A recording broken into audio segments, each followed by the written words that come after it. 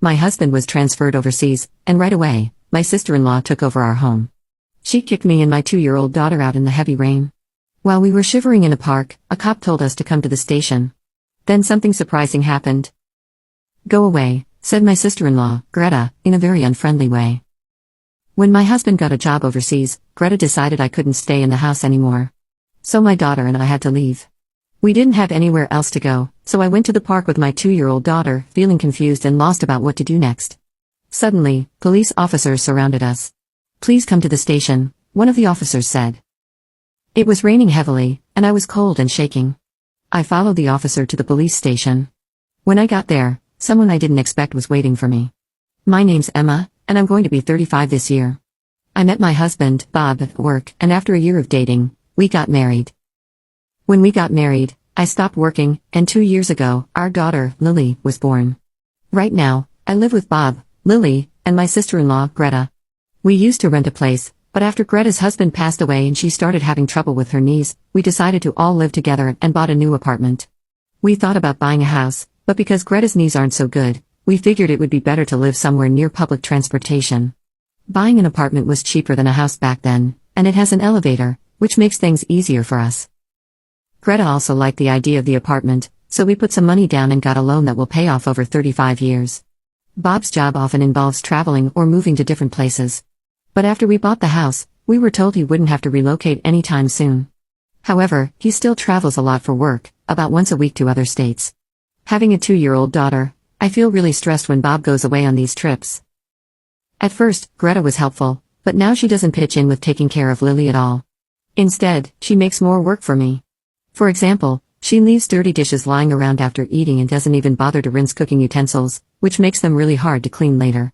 Even when I ask her to at least rinse them, she just says sorry and promises to do better next time, but she doesn't follow through. I noticed something strange recently. She rinses the dishes when Bob is around, but not when it's just me.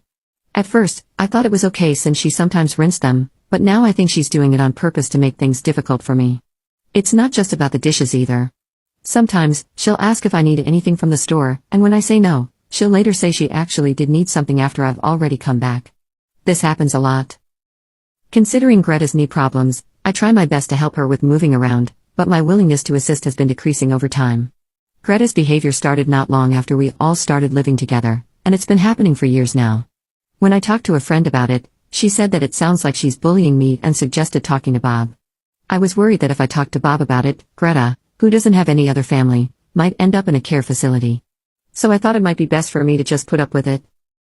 However, one day something happened that made me reconsider. I was planning to drop Lily off at my parents' house. They always enjoyed having Lily over and suggested I stay the night too. I wanted to, but I felt uneasy about leaving Greta alone at home. So after a short chat with my parents, I decided to head back to the apartment where Greta was waiting. When I got there, I realized I had left my keys at home, which left me feeling worried. But then I remembered that Greta was home, so I decided to ring the intercom to get inside. I pressed the button and waited for her to answer, but there was no response. I wondered if she had gone out, so I waited outside for a while. Even after waiting for about 2 hours, Greta didn't come back. It was getting dark, and I was getting worried. Just as it was getting dark, another resident returned, and I followed him inside. When they unlocked the main entrance, I was sure Greta was at home because she rarely went out at night. So I pressed the intercom button outside our apartment, but still, there was no answer. I waited by the door for a while, and then I heard a faint sound from inside, which meant Greta was there. I tried the intercom a few more times, but Greta didn't come out. Feeling defeated, I decided to stay at a nearby motel for the night. I planned to go back home when Bob returned from his business trip. When I told Bob what happened with Greta locking me out, he was understandably upset.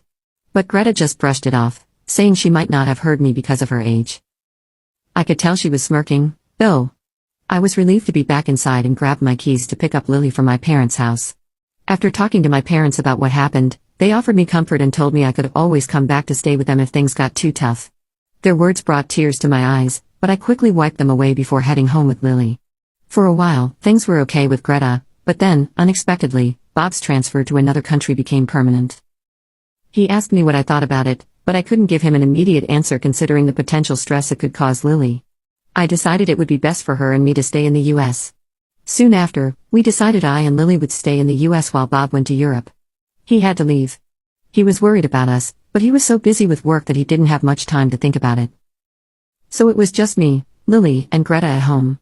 But, as expected, things went downhill with Greta once Bob left. On a stormy day, when it was unsafe to go outside, Greta dropped a bombshell on me. She suggested that Lily and I should move out now that Bob was gone. Excuse me. What do you mean? I asked, shocked. Just what I said. I think it would be better if you and Lily found somewhere else to live. I'll take care of things here. I just don't feel comfortable with strangers in the house. It would be best if you left right away, Greta said. I couldn't believe what I was hearing. I had always tried to make living together with Greta as good as possible. I treated her like family even though we're not related. But to Greta, it seemed like Lily and I didn't matter much at all. I was thinking about going back to my parents' house when Greta suddenly said, "Why don't we just leave already?" Before I knew it, Lily and I were kicked out of our own home just as we were without even a chance to gather our things. No matter how hard I knocked on the door, Greta wouldn't let us back in. I felt lost and confused. I carried Lily through the pouring rain to a nearby park. There was a shelter there that I hoped would keep us dry from the rain. Ideally, I would have gone to a motel or gone back to my parents' place, but I had left my wallet and phone inside the house. I felt helpless as I sat in the park, trying to figure out what to do next. I'm not sure how much time passed as the rain poured down. I was exhausted and cold and started to doze off. It was dark already, and even though it was summer, the cold was harsh. I worried that Lily and I might get sick. As bad as things were, it seemed like the only option was to walk to my parents' house even though it would take about 3 hours. As I was thinking about what to do next, I noticed 2 lights coming closer through the rain. They turned out to be police officers. I thought they might be able to help us, but before I could approach them, one of the officers called out to me. "Are you Emma? And is this little one Lily?" I was surprised they knew our names but replied, "Yes, that's us."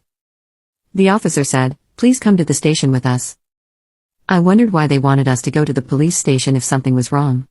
Urged by the officer, Lily and I got into the patrol car.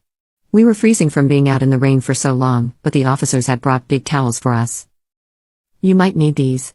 We've got some spare clothes for you at the station," they said kindly. Curious about why they knew about us and why we were going to the police station, I asked, "How did you know where to find us?" They replied, "We'll explain everything once we're back at the station. For now, just try to relax." Exhausted, I soon fell asleep and woke up to find we had arrived at the police station. As I followed the officers into the police station, I was surprised to see Greta and my uncle there. "Uncle, what are you doing here?" I asked.